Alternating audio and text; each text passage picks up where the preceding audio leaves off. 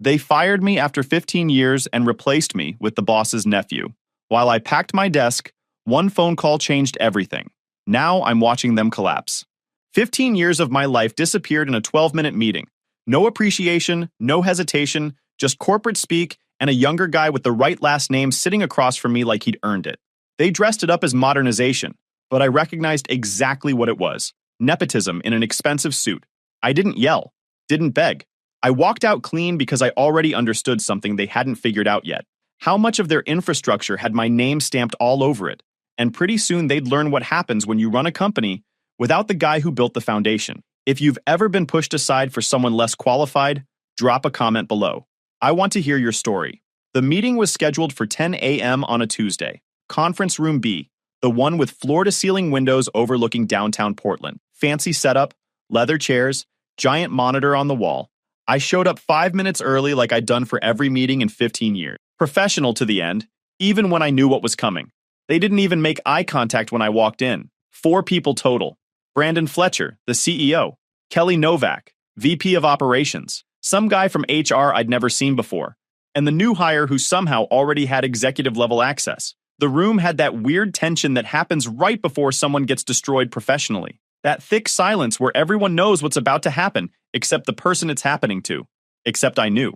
Had known for weeks, actually. You don't work somewhere for 15 years without developing instincts. The whispered conversations that stopped when I walked past. The meetings I suddenly wasn't invited to anymore. The consultants brought in to evaluate processes I'd built from scratch. The printed folders sitting on the conference table confirmed it. They never printed anything unless the decision was already locked in. Signed off by legal. Approved by the board. Corporate cowardice at its finest.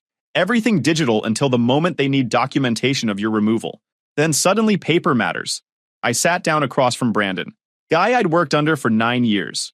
We'd celebrated product launches together. Stayed late fixing system crashes that threatened major contracts. I'd been at his father's funeral 3 years ago. Gave a speech about how proud his dad would have been of the company Brandon had built. Now he couldn't look at me. Patrick, this isn't easy for us, Brandon started. Same sympathetic tone he used in damage control press conferences and quarterly earnings calls when numbers looked bad. I'd heard him use it on other people. Never imagined I'd be on the receiving end. Your contributions to Titan Security Group have been significant, he continued, then paused like he expected gratitude or acknowledgement. I gave him nothing.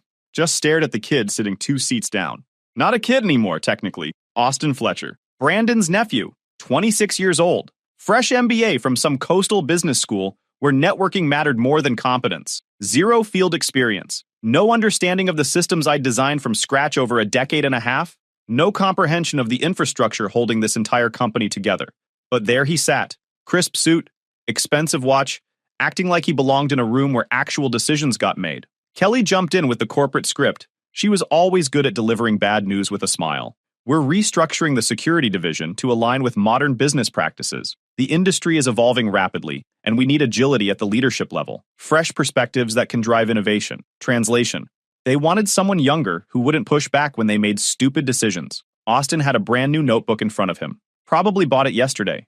He was taking notes like this was a business school case study. Like watching someone get fired was a learning opportunity. Writing down observations about how to terminate employees. The arrogance was almost impressive. I didn't ask why. Already knew. The past 4 months had made it obvious.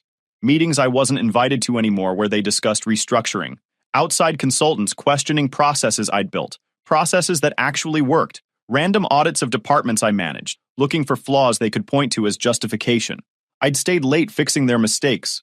Trained 8 team leads over the years. Maintained the entire security architecture, protecting 3 product lines and $17 million in annual contracts. None of that registered when the people at the top needed to prove they could modernize. They wrapped it in business language, streamlining operations, agile methodology, next-generation thinking, leveraging emerging talent. All of it translated to the same thing. Replace the steady hand with something shiny. The HR guy, Gerald something, slid the severance package across the table. Standard manila folder. 6 months salary. Extended health benefits through the end of the year. Non-compete clause that I could have fought but wouldn't bother. Confidentiality agreement about company operations, client lists, proprietary systems. We appreciate everything you've done for Titan Security Group, Gerald said, reading from a script he'd probably used 20 times before on other people the company decided were disposable. This decision reflects our strategic direction going forward. not your individual performance. Right, sure. That's why Austin was sitting there trying not to smile. That's why Brandon still couldn't make eye contact. Strategic direction always looks like the boss's nephew, getting handed a director position he didn't earn. I stood up, took the folder. Understood. Patrick, we hope this can be an amicable transition, Kelly said. You've been a valued member of our team and we want to honor that. Valued enough to fire, apparently. I walked to the door. Austin stood up, extended his hand. Looking forward to learning from the systems you built. Big shoes to fill. I stared at his hand. Didn't take it. Just walked past him like he was furniture. Let him stand there looking stupid with his arm extended. Small victory, but I'd take it. The elevator ride down felt long. Not because I was embarrassed. I wasn't. I was eerily calm. That bothered me slightly. Maybe some part of me had been ready for this.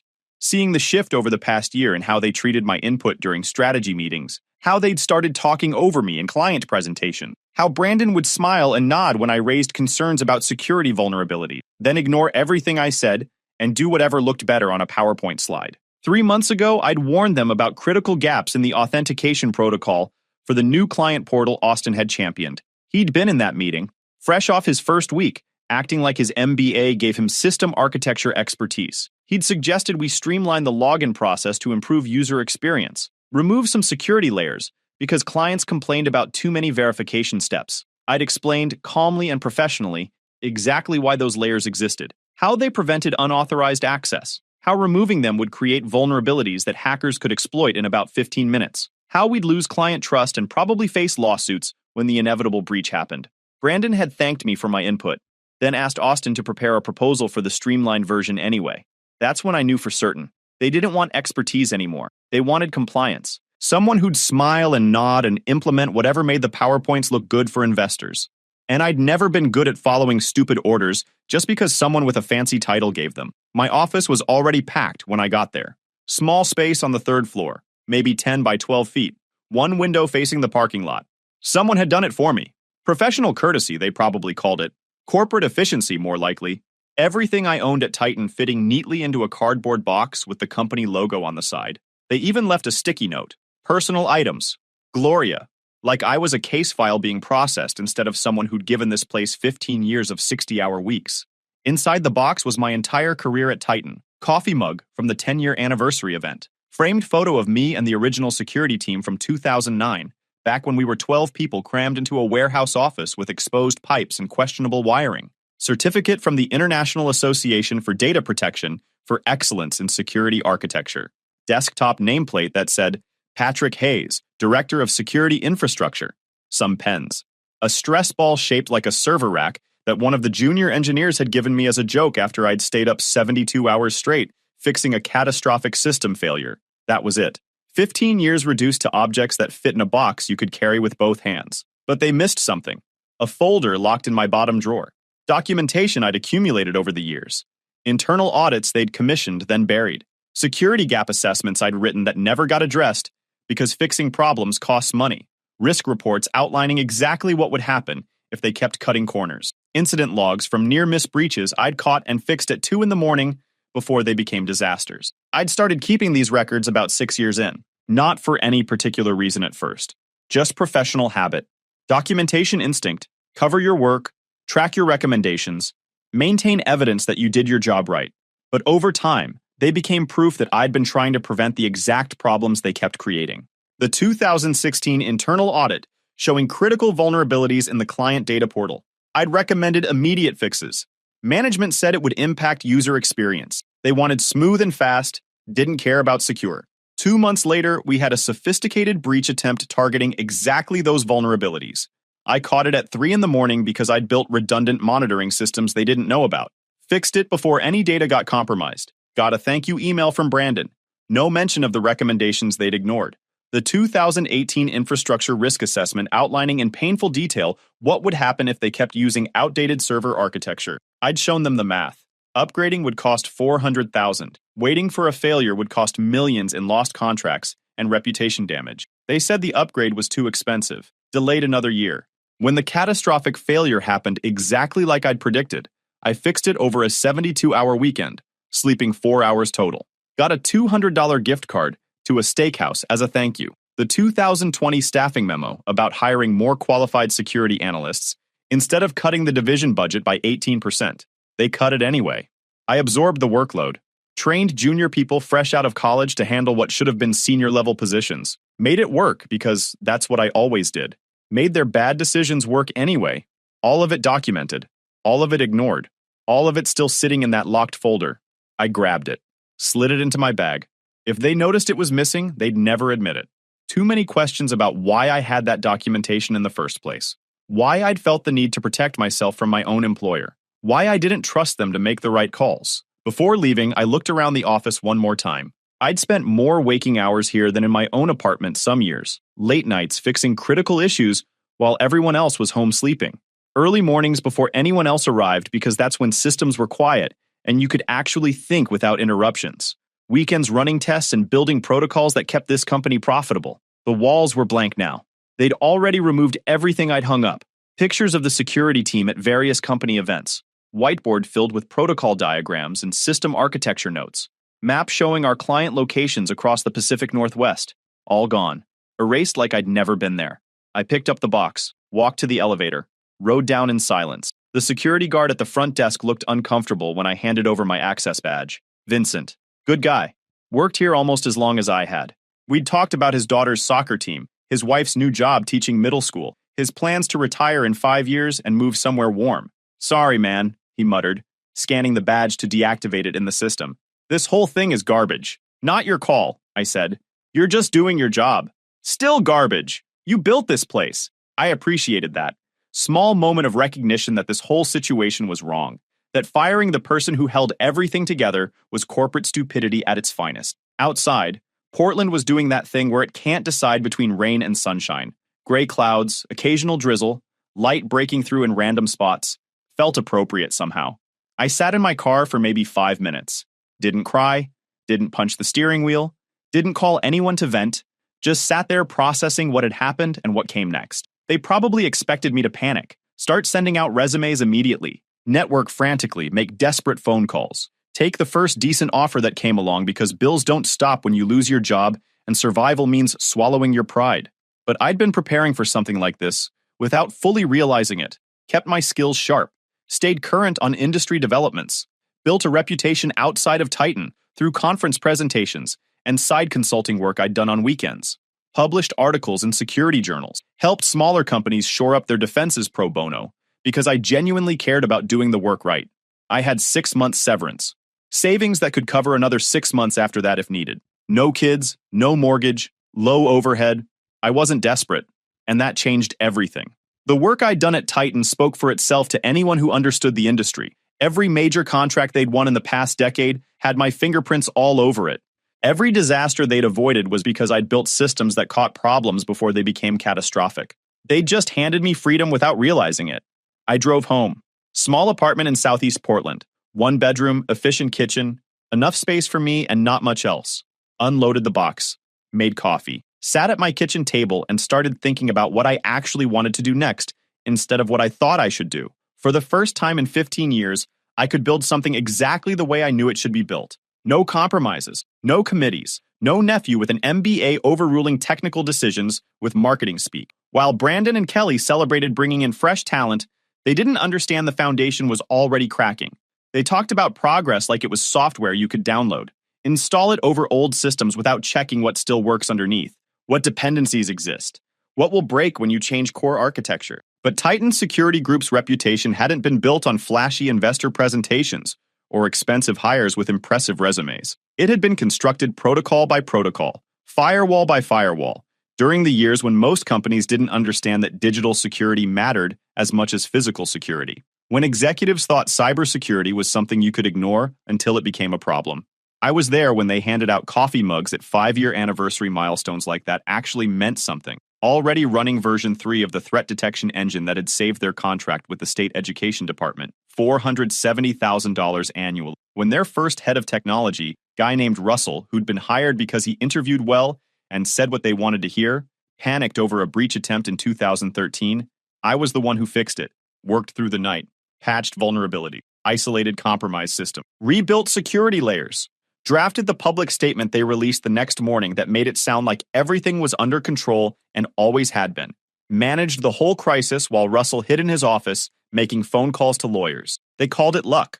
I called it understanding your own systems and being competent enough to fix them under pressure. Russell left 6 months later for a better offer at some startup that failed within a year. I stayed, trained his replacement, then trained that person's replacement 2 years later when they left for more money. I was the constant, the foundation everything else was built on. Brandon's father, William Fletcher, the company founder, he had vision, saw the market need before most people did, understood that security would become critical as businesses moved operations online. But vision without execution is just wishful thinking and good intention. The company scaled because someone built architecture that didn't collapse when investors showed up demanding quick returns.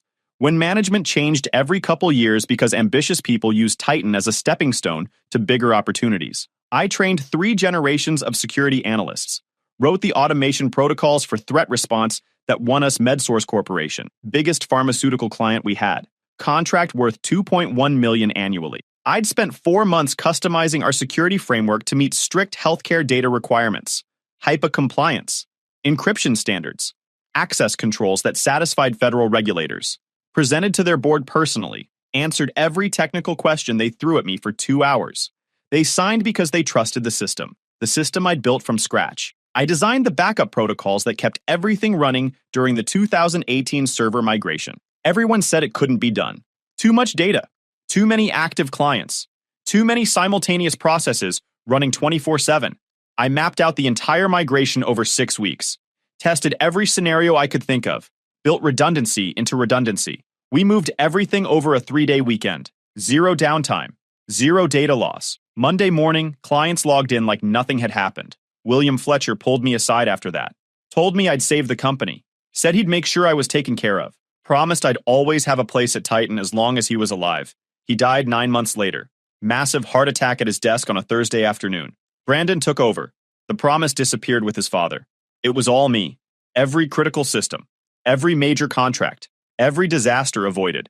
I didn't need recognition or awards or my name on press releases. I needed to know the work was solid, that it protected people who trusted us, that it held up under real-world pressure and didn't just look good in demos. They forgot all of it because they never really understood what I did in the first place. To them, I was legacy infrastructure, the guy in the back office who preferred function over flash, who built things that worked instead of things that looked impressive. I wasn't someone you put on stage during product launches. Those were Brandon's thing, or Kelly's. They had the presence, the polish, the ability to make complex technical concepts sound simple and revolutionary. I was who you called at 3 a.m. when the launch servers crashed, when systems failed, when clients panicked, when the shiny presentation met ugly reality. But when things work smoothly for too long, people stop noticing them. When they stop noticing, they start thinking those things maintain themselves, that anyone could do it, that you're replaceable. That was their fatal mistake. They forgot I wasn't just an employee contributing to projects. I was embedded in the foundation. Every protocol had my thinking in it.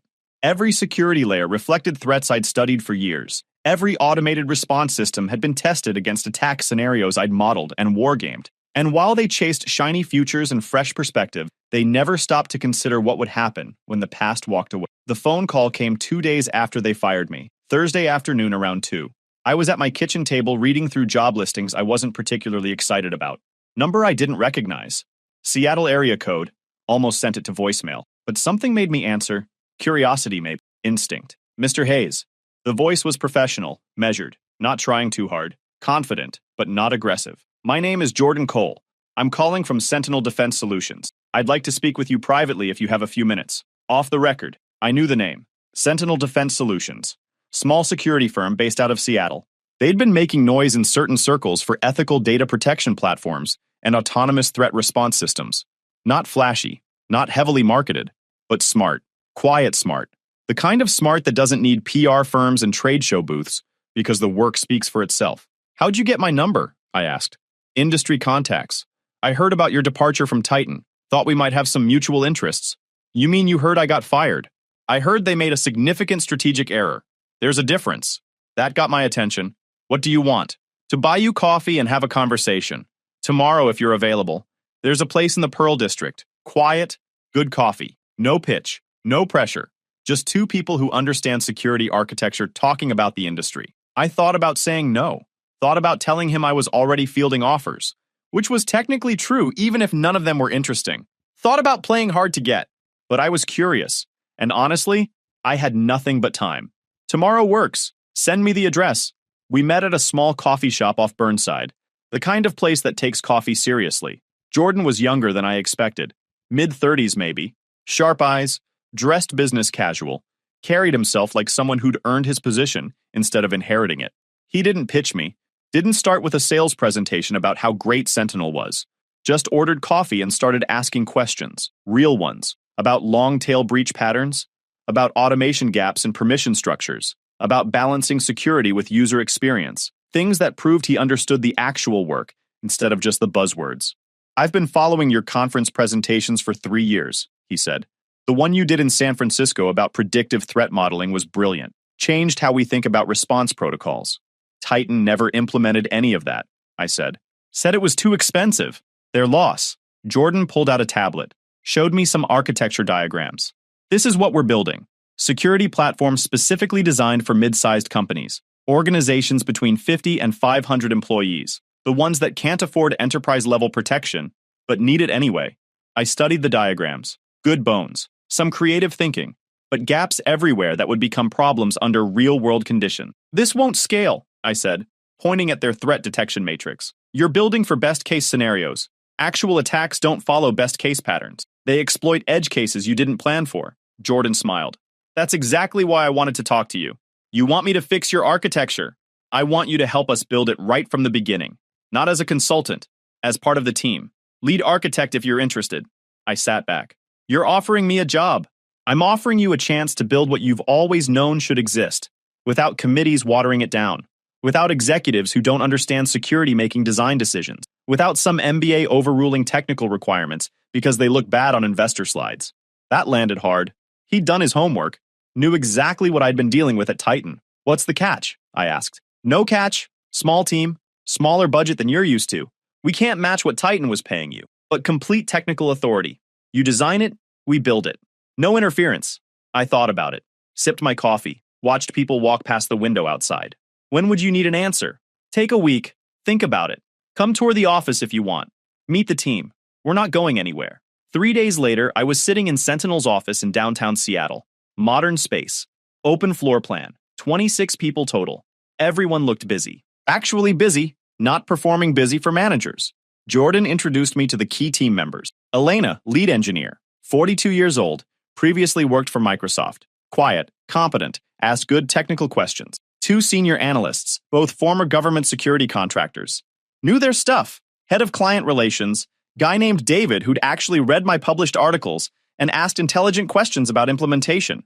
No passengers. No legacy hires collecting paychecks. Just competence. We want to launch something specifically designed for healthcare providers, Jordan explained, walking me through their development roadmap. Hospitals, clinics, medical groups, they have strict compliance requirements but limited security budgets. We think there's a massive underserved market.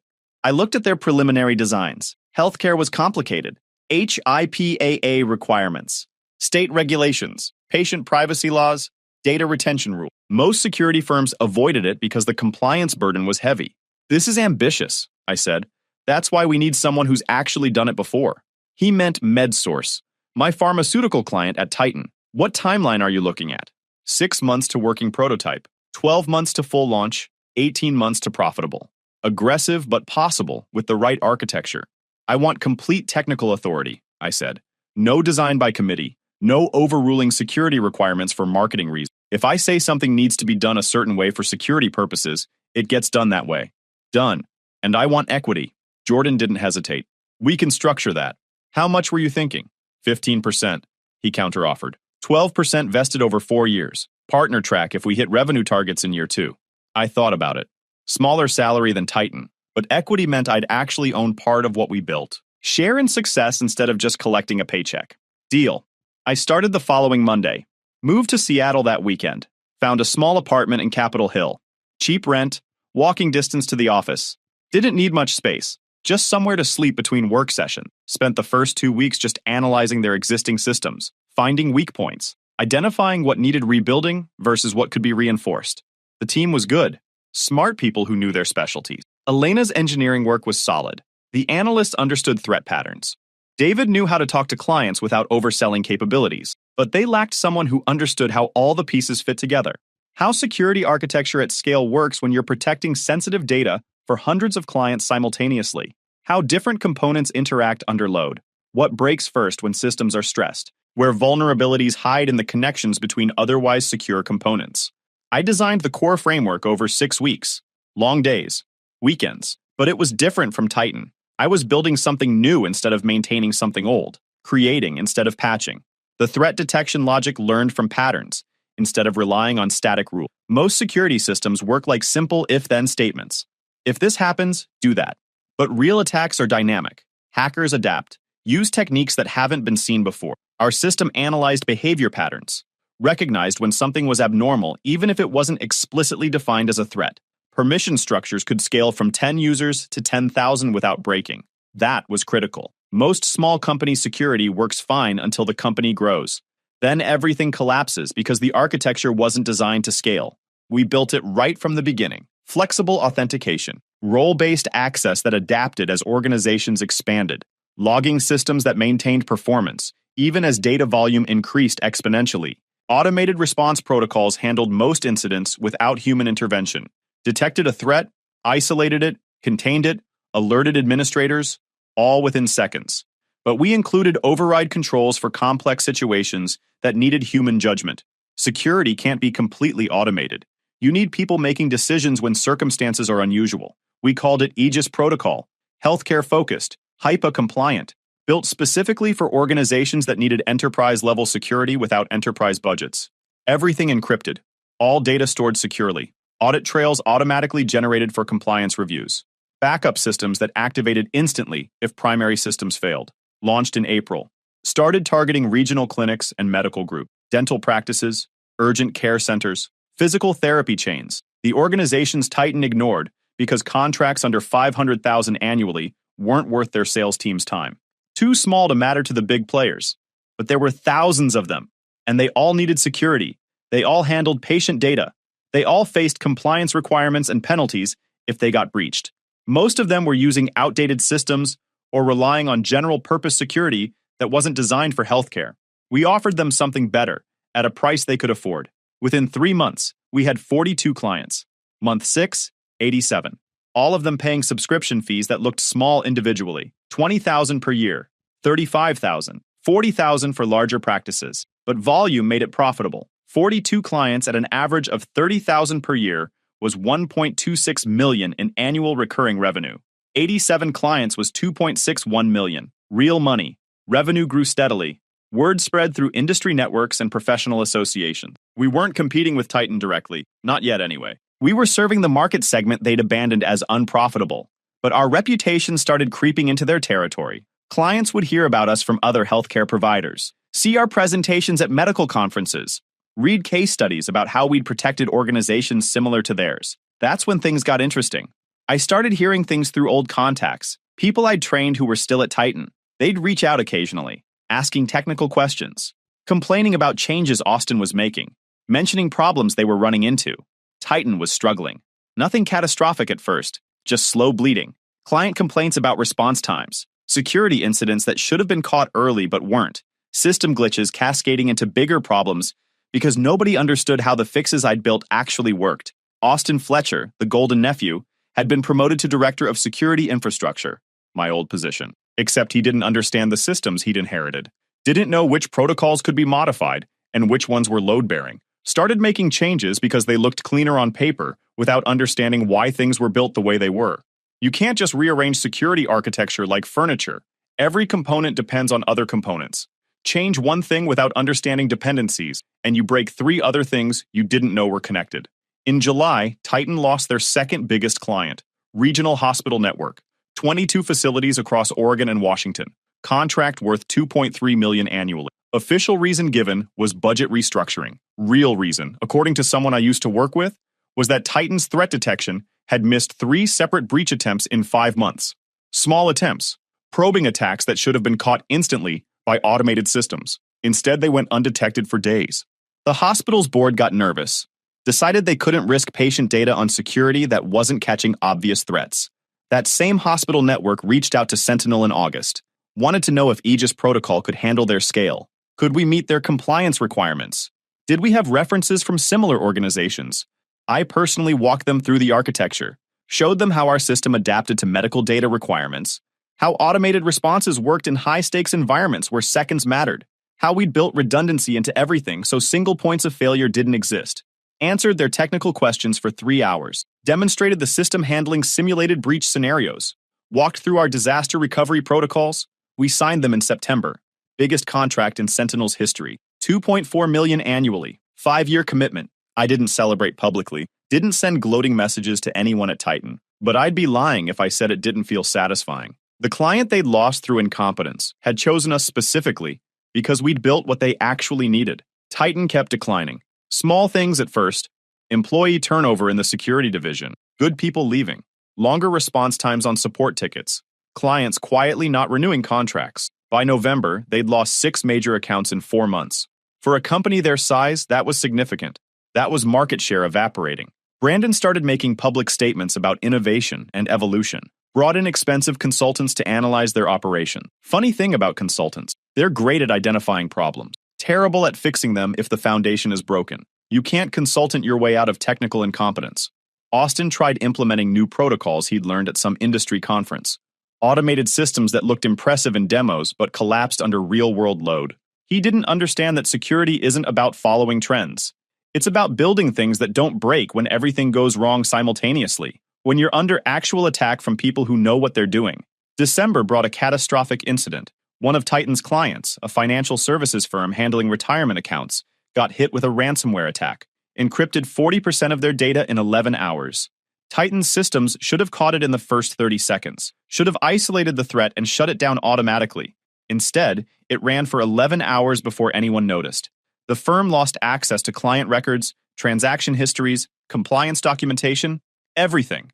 The fallout was nuclear. The financial firm sued Titan for negligence and breach of contract. Industry publications ran stories questioning their competence. Other clients started asking hard questions about security guarantees and liability clauses. Brandon went into crisis mode, hired a PR firm, released carefully worded statements about isolated incidents and additional training measures. Didn't matter. Reputation damage in security is permanent. Once clients stop trusting you, they don't come back. They can't afford to. One breach can destroy their business. They need absolute certainty that their security provider knows what they're doing. I watched it happen from Seattle. Didn't gloat publicly. Didn't trash them in industry forums. Just kept building. Kept improving Aegis Protocol. Kept serving clients who needed reliable protection instead of flashy promises. Sentinel grew. By February, we'd expanded to 63 employees. 18 new clients signed in 1 month. Revenue up 340% year over year. Jordan offered me partner equity, 22% ownership, full partnership in all decisions. I accepted. Now I wasn't just an employee. I was an owner. My success was tied directly to the company's success. Every good decision I made increased the value of something I actually owned. In March, Brandon Fletcher reached out personally. Email sent directly to my Sentinel address. Professional tone. No acknowledgement of how things had ended. Just asked if I'd be interested in consulting for Titan on a contract basis to help stabilize their infrastructure. Offered to pay premium rates for my expertise. I read it twice. Thought about it for maybe 10 seconds. Then deleted it. Not out of spite. Not out of revenge. But because I was building something better with people who valued what I brought. Going backward made 0 sense. Why would I help fix the mess they'd created by firing me? Why would I rescue people who'd thrown me away like garbage? 2 weeks later, industry contacts told me Titan was hemorrhaging clients, down 40% from their peak 18 months ago. Austin Fletcher had been quietly moved to a different role with a meaningless title. They'd brought in an outside security director, someone with impressive credentials, but no knowledge of their specific systems. The new director spent 3 months trying to reverse engineer the architecture I'd built, trying to figure out why things were designed certain ways, what protocols did what, which systems depended on which others. Didn't work. You can't fix infrastructure you don't understand. Can't modify systems when you don't know what'll break. By June, Titan had lost another 8 clients. Stock price dropped 18%. Board members started asking hard questions about leadership. Brandon Fletcher resigned under pressure. The company got acquired in September. bought out by a larger security firm for significantly less than their valuation 2 years earlier. Most of the executive team was let go immediately, Austin Fletcher included. The acquiring company gutted the security division and rebuilt everything from scratch using their own systems. 15 years of infrastructure destroyed in 18 months by people who thought credentials mattered more than competence. Sentinel kept growing, expanded into additional markets, financial services, legal firms, educational institutions, anywhere that needed serious security but couldn't afford the biggest players in the industry. We hired more talent, improved the platform, added features clients actually requested instead of features that looked good in marketing materials. By year 2, we were serving 247 clients across 11 states. Revenue hit 22 million. Started getting acquisition offers ourselves. Companies wanted to buy us, take our technology and client base. Jordan asked what I thought. I said we weren't done building yet. Why sell when we were just getting started? When we were proving that doing the work right actually mattered. 3 years after getting fired from Titan, Sentinel Defense Solutions had become one of the fastest growing security firms in the Pacific Northwest. 137 employees, over 400 active clients, 46 million in annual revenue. I ran the entire technical division, built the team from 19 engineers to 63, designed 3 additional security platforms beyond Aegis Protocol, won industry awards for innovation and threat detection, got invited to speak at major conferences where people actually listened because the work spoke for itself. Not because of my title, not because of marketing, because we'd built systems that worked better than anything else available in our market segment. I never reached back out to anyone from Titan, never gloated, never sent screenshots of Sentinel's success to Brandon or Austin. Didn't need to. The industry is small. Everyone saw what happened. Everyone knew why. Sometimes the best revenge isn't revenge at all. It's building something so solid that the people who underestimated you become irrelevant by comparison. Brandon Fletcher reached out one final time. Different email address, more personal, said he'd made a mistake, asked if there was any chance we could talk about lessons learned, maybe even explore whether I'd consider coming back in an advisory capacity. I thought about responding, thought about explaining that the lesson was simple. Don't replace the foundation while the building is still standing. Don't assume fresh faces understand complex systems just because they went to expensive schools. Don't confuse innovation with destruction. Instead, I archived the email and got back to work. If you enjoyed this video, please hit that subscribe button. It really helps the channel and help us bring you more and better stories. Thanks.